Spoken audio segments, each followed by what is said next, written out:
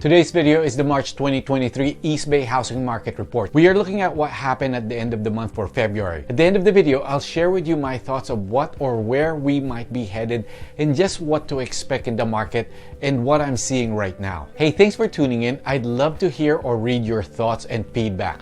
Put them down in the comments below and I'll respond to it. If you're thinking of buying or selling, give us a call, a text, or an email. We would love to help you out. If you want to know a specific city or a specific neighborhood, comment below and I'll share that with you. So let's start with an overview and then go into the different regions. The data is from my local multiple listing service, Bay East Association of Realtors, and for single family detached homes. If you want to know about condos and townhomes, comment below. Overall, inventory is slightly down, and if you look at the last 3 months, December, January, and last month, we seem to be just around 1,100 and 1,200 range. The number of homes sold has gone up, but still way down from our highs. There's a lot of talk out there about how we might have hit the bottom of the market in terms of the number of transactions and would start going back up again. Now, there's probably some truth to this going into the spring and summer selling season. However, if we are going to compare the same time period last year, we should still see these transaction numbers down, mainly because mortgage interest rates are still high and a lot of home buyers are priced out, and also the fact that there's hardly anything to buy out there right now. The average days on the market is down this month. My thought on this is that we most likely continue to see this go down. Lately, I've seen a lot of listings on the MLS that are starting to put deadlines on offers again. Okay, let's move on. Let's look at the cities by the 880 freeway. Starting off with inventory, it's mixed. Some places like Alameda and Union City are down big, down 42% and 58% respectively. And then you have places like Newark, Castro Valley, and San Leandro all up 27%, 16%, and 13% respectively. The number of homes sold also mixed. Check out these numbers. Finally, prices. Wow, I'd say those buyers that are on the fence and waiting for prices to go down, just take a look at these numbers. Now, before I show you the numbers, let me pause for a quick second here. You have to be careful looking at these prices, okay? While there is a lot of truth to them, it may not be painting a clear picture of what the overall market is doing, or a more specific market or a local neighborhood. In the past, we had a lot of higher price homes that were selling and also a lot more sales going on. This time around, we have less properties selling, and in a lot of cases, those properties are the lower price ones or lower price homes. For example, maybe last year there were, let's say, 10 sales happening in a certain area, and 5 of those were above 1.7 million, and then the other 5 was around 1.5 million. So when you average it out, it will be higher, right? Then we have this time period right now, and say you only had 3 sales and all those properties were in the 1 million range. So the average price will definitely be a lot lower. So you get those huge swings that is not necessarily accurate. It's true, but it doesn't paint a true picture. Hey, look, if I'm making this more confusing, just give me a call and I'll explain it to you over the phone. Okay, let's go back to the update. Alameda, Castro Valley, and San Leandro all down over 20%. Albany and Berkeley are the only cities that are down in the single digits. Everyone else is also down double digits. Moving on to West Contra Costa County. Only El Sobrante has more homes for sale. Pinole, no change, and the rest all down in inventory. The number of homes sold, El Sobrante added 1 sale. Hercules stayed the same, and the rest all down. Sales prices, El Cerrito managed to go up by 12%. The rest down. Moving on to Central Contra Costa County, Clayton is the only place that had less inventory. Look at Walnut Creek, up 125%. The number of transactions, look at Pleasant Hill, up 163%. All that inventory in Walnut Creek didn't translate to more sales. It's down 48%. Prices, Pleasant Hill is the only city that is up, which is not surprising considering all the activity going on. But for all intents and purposes, 1% is basically flat.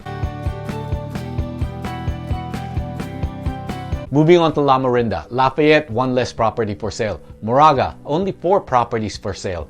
And Orinda, almost double, from 8 to 14. The number of homes sold. Moraga, only 1 sold for the whole month of February. Lafayette and Orinda down 50% or more. Prices, or maybe for Moraga I should say price, with 1 loan sale, 2.6 million. So this is what I was alluding to earlier when you look at price. Orinda down 49%. Folks, home prices are not really down 49% in Orinda, okay? Let me share with you those 3 sales that happened in Orinda. The first one, 18 Nelson Lane, listed at $1,050,000, sold for $1.2 million. That's 15% over asking price.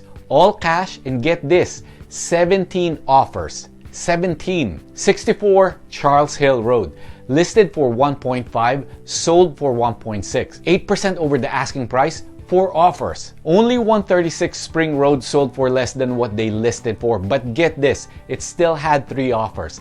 Listed for $1,099,000, sold for $1,065,000. I'd say that's still not bad. I always say this on this channel, context is everything. It's true that when you compare February 2022 to this past February, that average price is indeed down. But you also have to make the comparison apples to apples so that you get a clearer picture. Moving on to the Tri-Valley, check out Alamo and Pleasanton, 200% and 183% respectively.